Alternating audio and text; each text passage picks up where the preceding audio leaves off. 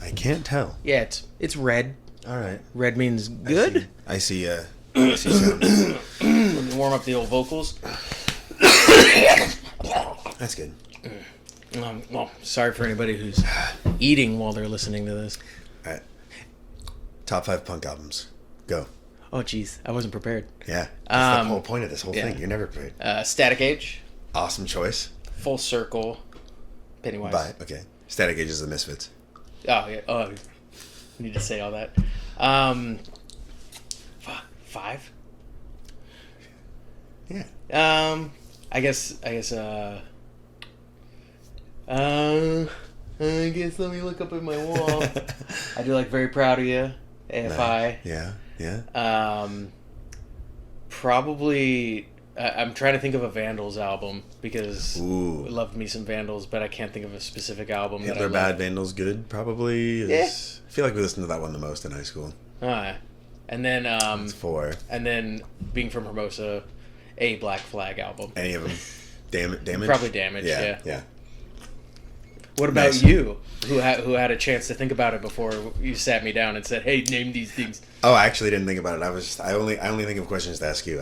I'm fine. Oh, wait. This is the Remember the Times podcast. Mitch, this is AJ. Hello, everyone. We're remembering times and fumbling easy questions about punk rock albums that we should know.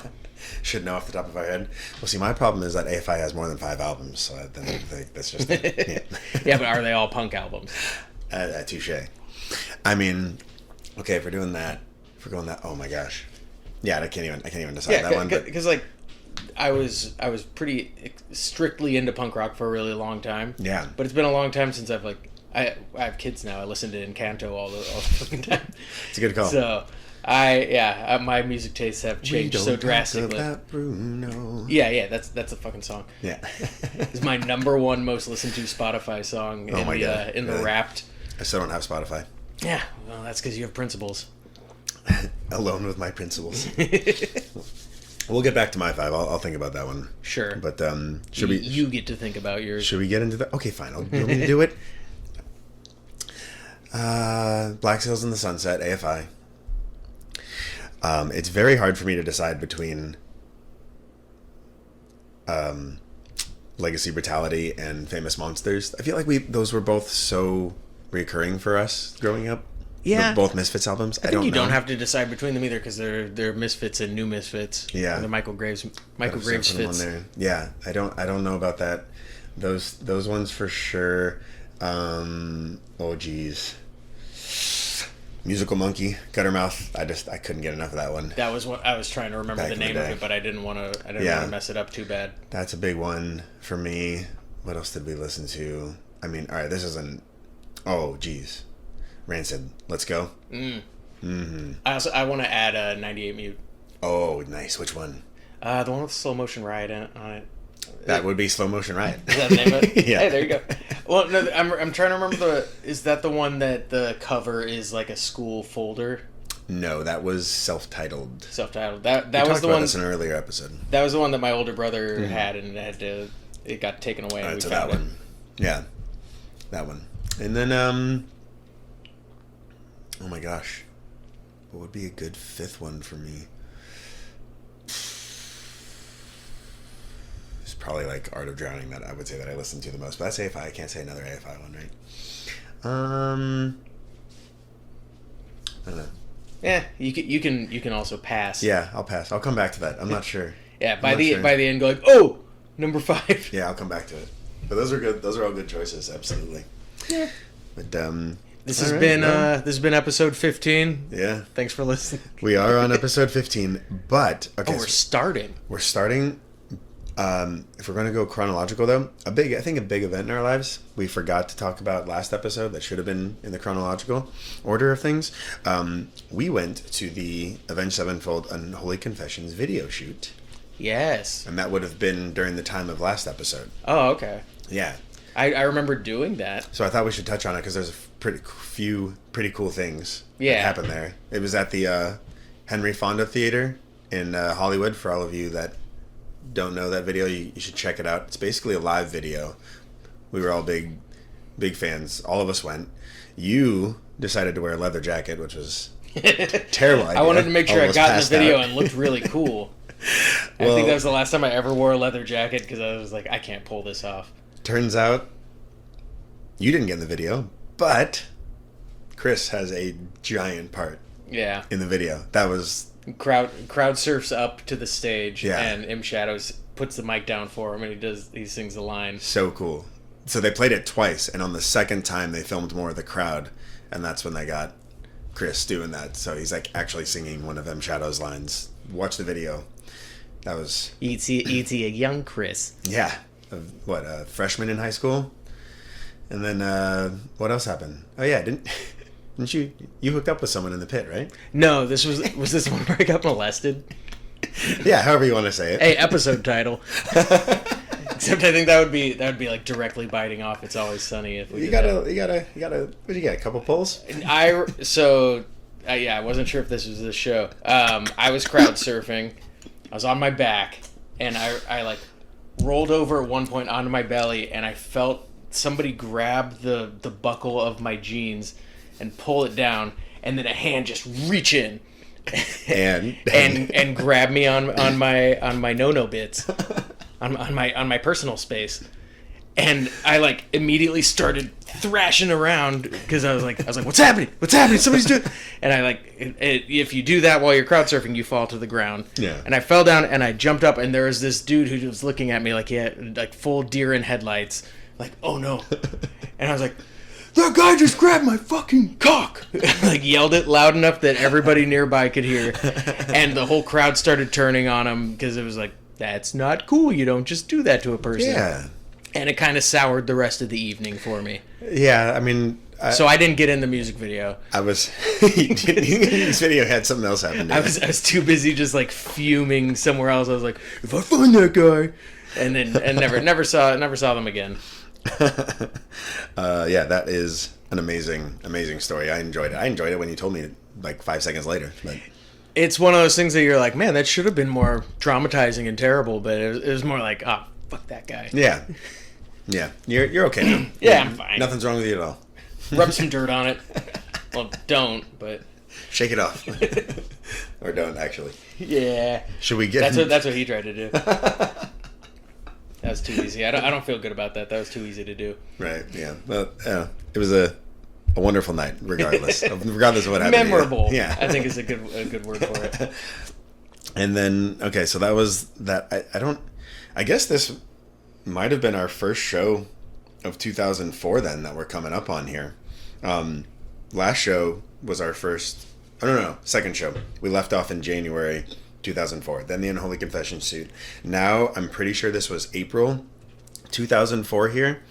And I don't remember how we got the show, but we played in a Battle of the Bands on the Redondo Beach Pier. Do you remember this? Yes. Was this one after we started having those kind of like uncomfortable business meetings with Fight Me? No, it wasn't Fight Me. There was like an older guy. Is that later? Yeah, don't worry about it. Okay. That's gonna come up. I'm sorry to spoil future episodes. Well, it's not has nothing to do with this, so you're just wrong anyways. But as per usual. but was this the one that I had my back to everybody for the entire time because I was so uncomfortable? I think so. Thinking about the video. And we played Blind Melon, No Rain. Maybe that sound. Actually, you know what? Now that you say that, yeah. I still don't remember. I don't remember how we got the show at all. If anybody of you is listening that doesn't know where the Redondo Pier is, watch the OC.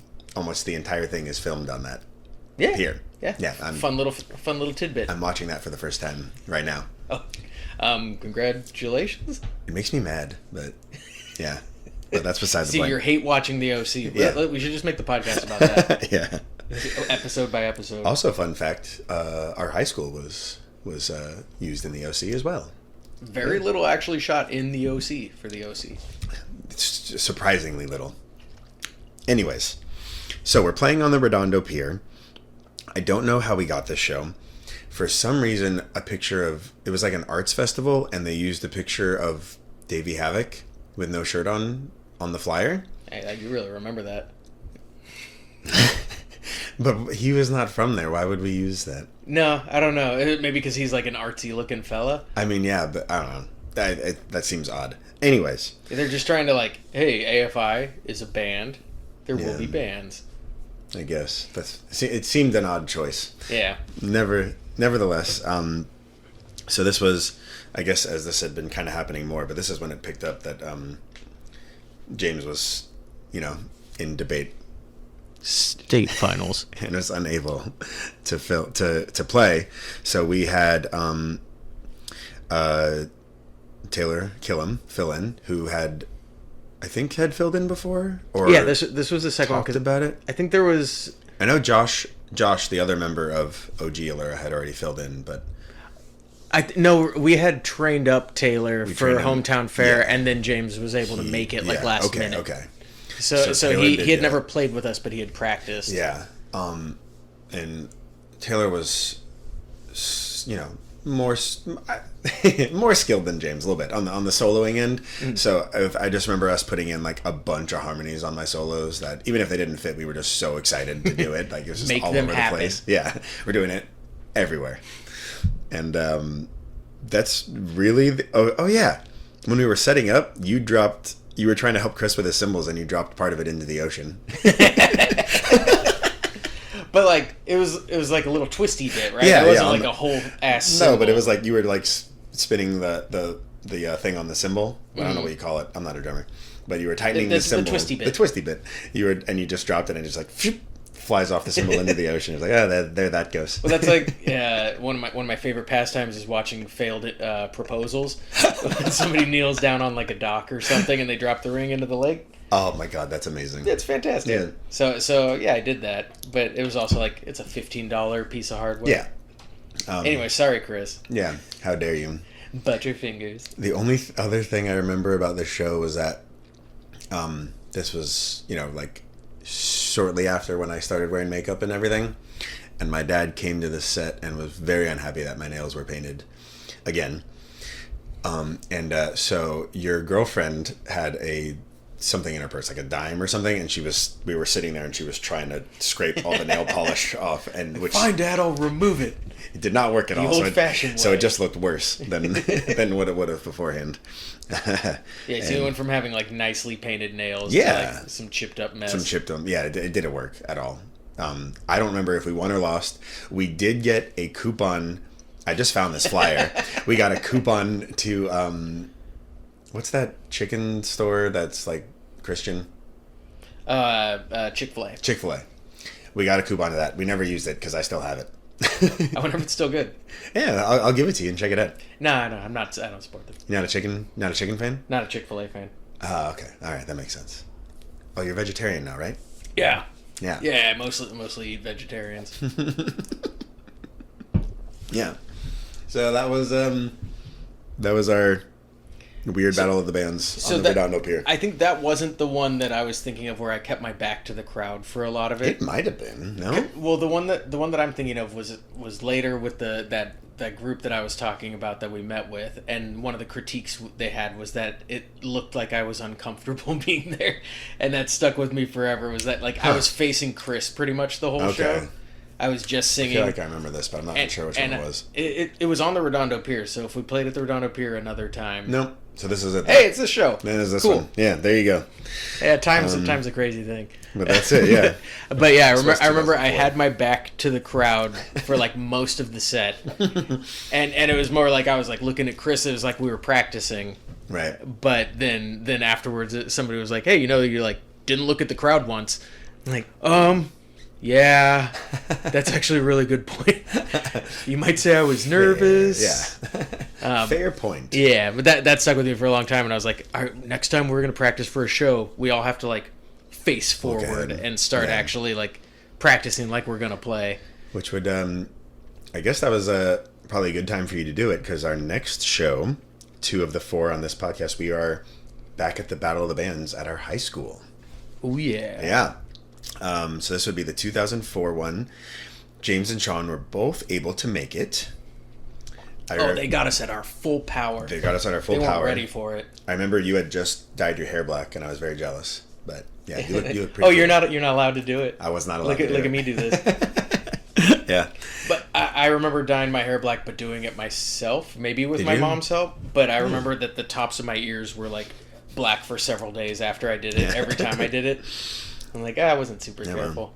We played our song Low Morale, which we had talked about in length, and then we played an unreleased track that Sean wrote called Gun Solve Mystery. We will be talking about that in the future, but I think that might have been the only time we ever played this song live, ever.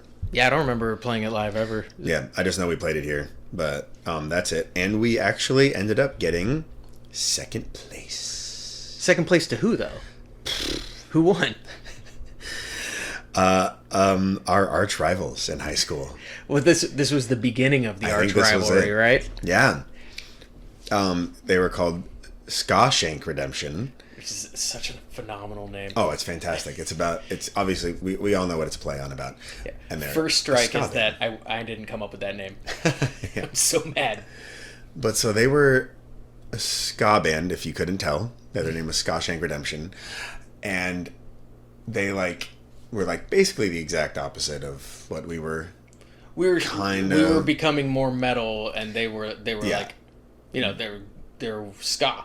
Which is you had your hair black. I was wearing makeup now, so we were basically the exact opposite kind of bands, and that was the start of it. I don't really know what the beef was at that point in time. Yeah, but we didn't like each other. I don't think it wasn't necessarily beef. It was just they won and we lost. We were mad about it. We got second place, which is first loser. Yeah.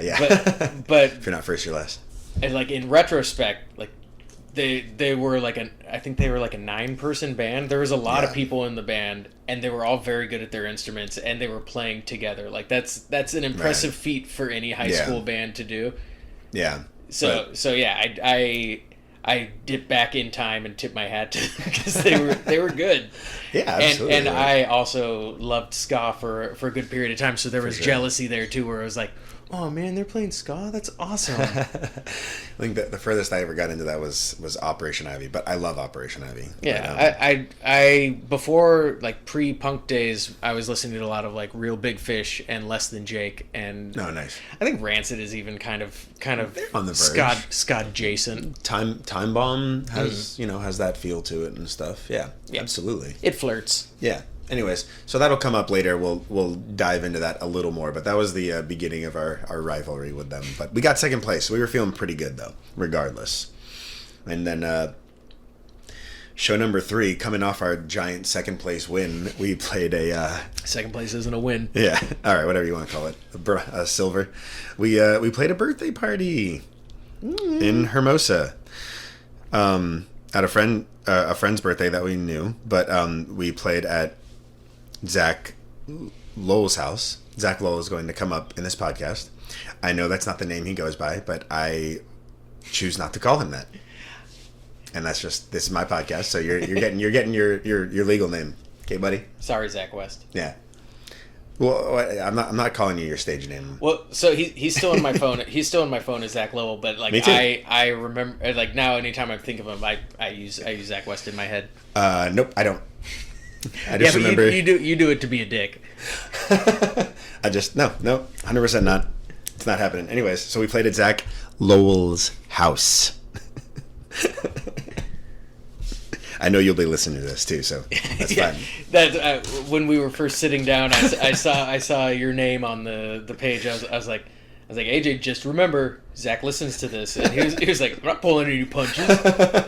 We didn't do it with anybody else. Nope, we don't even do it with ourselves. Why would I do it for anybody else? No.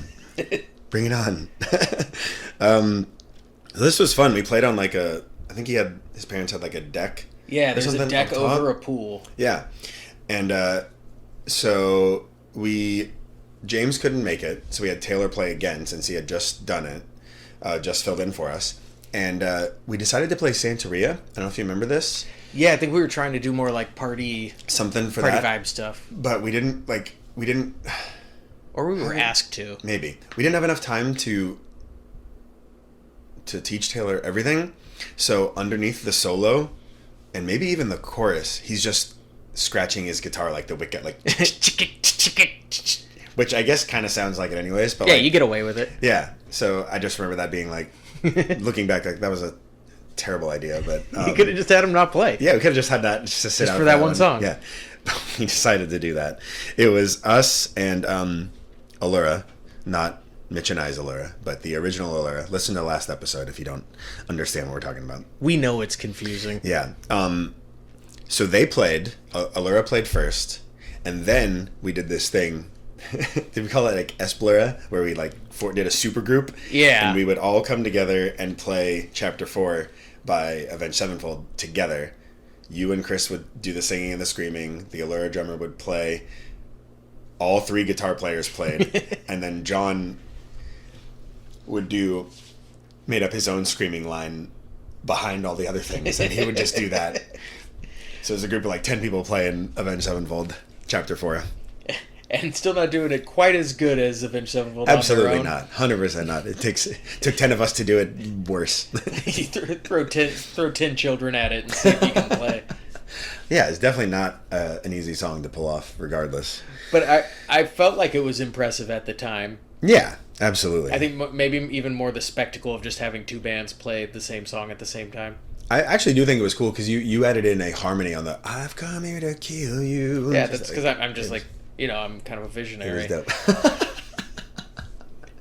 If anybody's watching or not watching the YouTube, you should watch that just for Mitch's expression.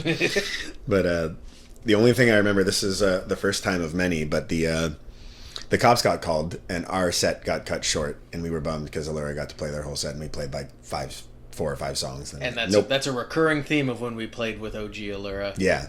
Very upsetting. To the point where I believe John used to joke about them writing a song that just went, "Call the cops! Call the cops!" Specifically to make it so we couldn't play. So we got to play 5 songs at a birthday party. I think we played all in our board shorts again because we were all in the pool. Because we were also splish splashing before our set. Splish splashing. So yeah, that was our birthday party at Zach Lowell's house. And here we go. Now we're up into June 2004. This is our last show as I'm pretty sure as juniors in high school. Oh my goodness. And this was a really weird show for us. Yeah. This was our very first time playing outside of Los Angeles. And not even just like in LA. We played in New York, upstate New York. The opposite side of the country. Opposite side of the country. So my dad was in a fraternity in college, and I guess they were doing some fundraiser and they wanted to have a battle of the bands, and my dad suggested that we do it. And we were like, yeah, I want to play not in LA. That sounds dope. It's technically a tour. Yeah, of course it is. I guess this would be for the layperson, it would be a fly date. But layperson usually means you're going to say a simpler way, but you made up a whole new word. No, all right. That's the technical. Whenever anybody says that, that's like when you're just flying in for one show. That's what people call it in the. And I assume they usually pay very well. What, Battle of the Bands when you're juniors in high school? Fly dates. Oh, I mean, yeah. Yeah. Flying all the way out to somewhere. And back, yeah. They have to, otherwise you probably shouldn't do it. It's got to be worthwhile. So how much do we get paid?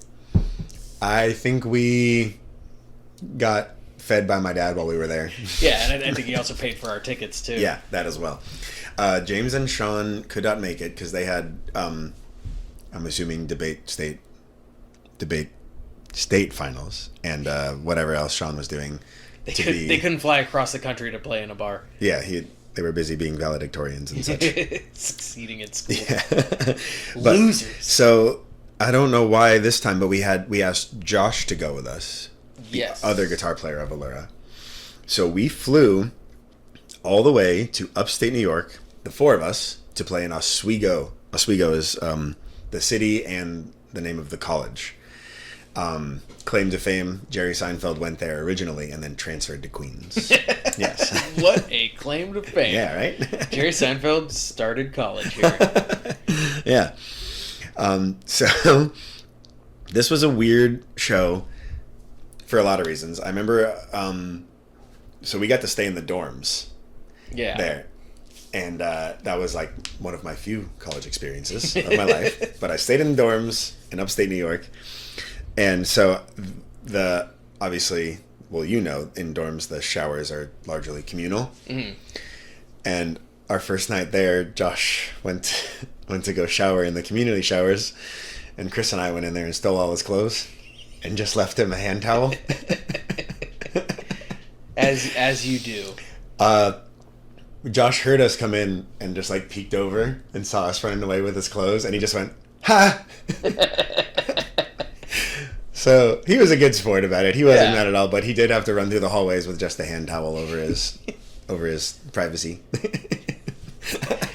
It's fantastic because we're also still juniors in high school at this point. And I think 17-year-old. The reason we got to stay in the dorms was because it was the fundraiser thing, like, had sway with the school. Yeah. And so that was kind of like a thing they worked out. But I'm assuming that means there were other, like, grown adults staying in the dorms at the same time. It was June. I don't even think school was out yet.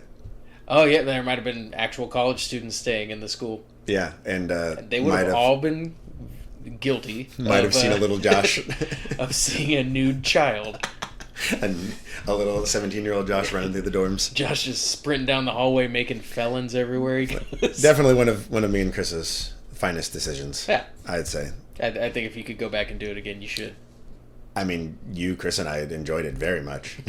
What was I doing at the time? I wasn't involved. I was just like, no, guys, don't. I don't know. Maybe you were napping or something. But you were laughing hysterically when Josh came back in the dorm room. Yeah, because it was hilarious. But okay, so we did that. And then the morning of the show, my dad took us to the bar to see where we were going to play and stuff. And then we were just kind of walking around town. And we met some ladies.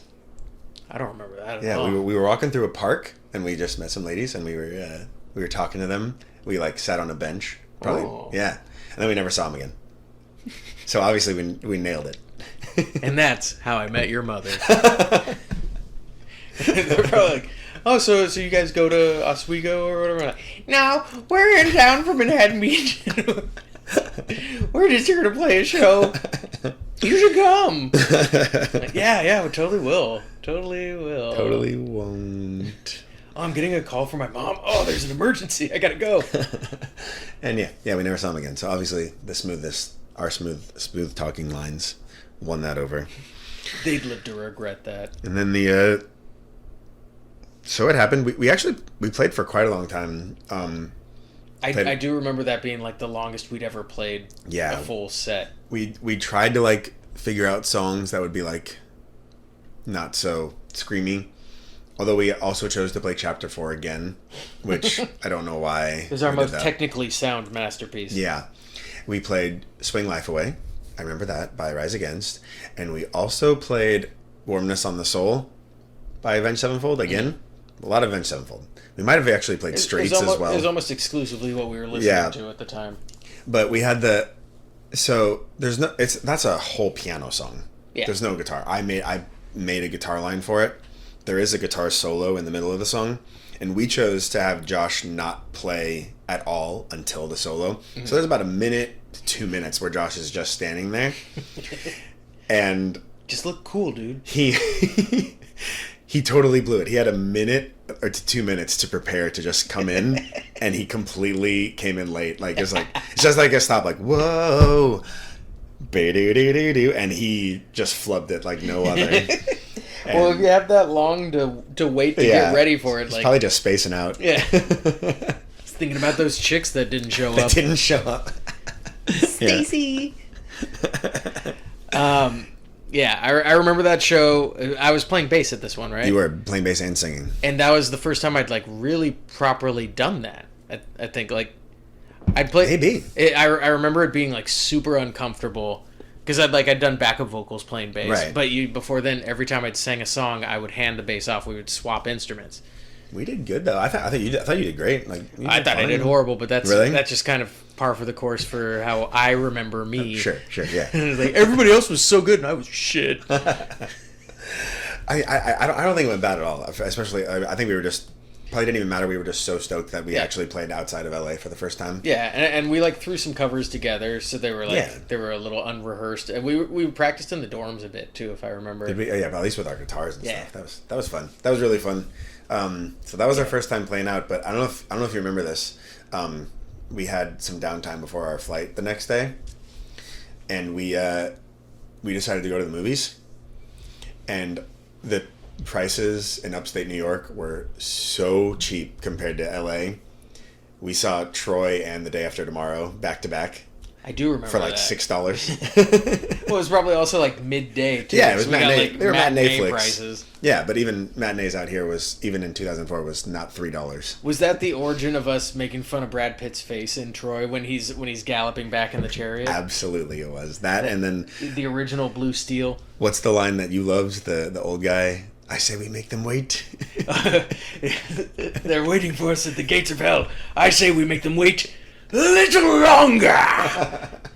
And that guy, I think that guy dies like right away. Yeah, too. but you said that for years afterwards. That's too good. Well, I want to make them wait a little longer. Yeah, so we got to see some movies on our day off, on our tour. So I saw the notes that you gave me for this, and it said Saw movies, but S is capitalized. So I was like, you thought we saw we some. watched all the Saw movies? Was there more than one at the time? At the time, no, but we saw 2 movies back to back. It's pretty rad. It's pretty good. Yeah, not a bad stint for our first time out of state. Fly date is that's what they call it. Yeah, in the biz. Yeah. And that was it. That was our June 2004. Wow. Yeah. That's it. Episode's over. All right, so what do we do now? We still haven't come up with a sign off. If I had a fart, I'd let it out. We would just cut the audio after that, but that's terrible. But I don't have one. We'll just hey, forget about it, dude. Yeah, follow us and subscribe and like us on all the things. Bye, guys. Yeah, Bye. we're gonna see you next time for more 2004 shenanigans. See you in a couple weeks. Yeah.